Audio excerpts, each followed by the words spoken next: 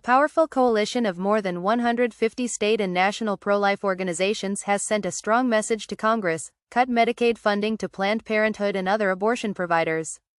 This letter, which landed in lawmakers' inboxes early Wednesday morning, is part of an ongoing push to curb federal support for the controversial organization, which has been a lightning rod for heated debate in American politics for years.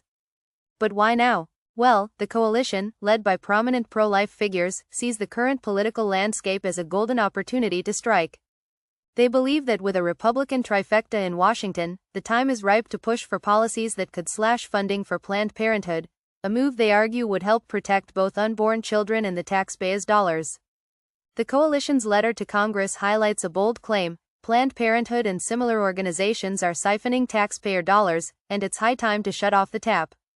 These funds are primarily distributed through Medicaid, a government program that offers health care to low-income individuals. While abortion funding is restricted under the Hyde Amendment, which limits federal dollars for abortion services, individual states still have the power to decide how to fund abortion services within their own borders. Some states provide Medicaid coverage for abortions outside of these exceptions, something the pro-life groups argue must stop. Proponents of the defunding push point to the Trump administration's actions in cutting foreign abortion funding as a model for success.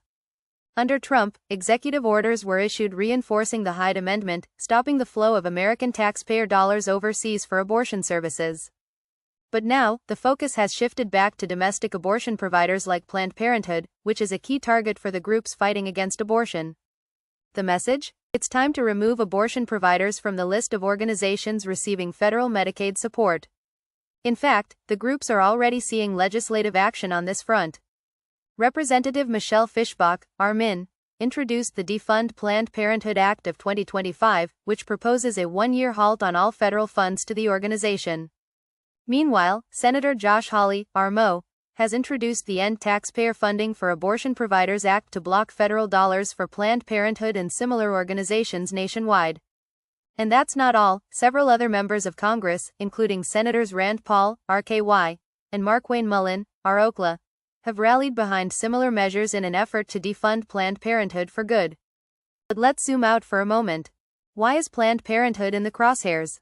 Well, the organization has long been a financial powerhouse, investing tens of millions of dollars to support candidates and policies that align with its pro-abortion stance.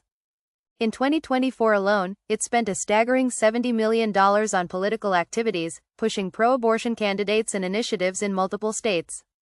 Their political arm, the Planned Parenthood Action Fund, has lobbied for unrestricted abortion access and has faced intense criticism for what pro-life groups describe as fearmongering about abortion risks. So, what happens next? Well, Congress is gearing up for a busy few months ahead. With the Senate and House each adopting separate budgets for fiscal year 2025, a reconciliation package is expected to pass by late spring. This process could open the door for new provisions to strip Planned Parenthood of its federal funds. As part of these efforts, the Trump administration is also reviewing how federal grants for family planning programs are used, including the controversial diversity, equity, and inclusion initiatives that some critics say have led to wasteful spending. It's clear that the battle over abortion funding is far from over, and the stakes couldn't be higher. For those in the pro-life movement, this moment is seen as a critical juncture, a chance to defund the nation's largest abortion provider and redirect taxpayer dollars to initiatives that align with their values. Will Congress take action? Only time will tell. But for now, it's a showdown with significant implications for both sides of the debate.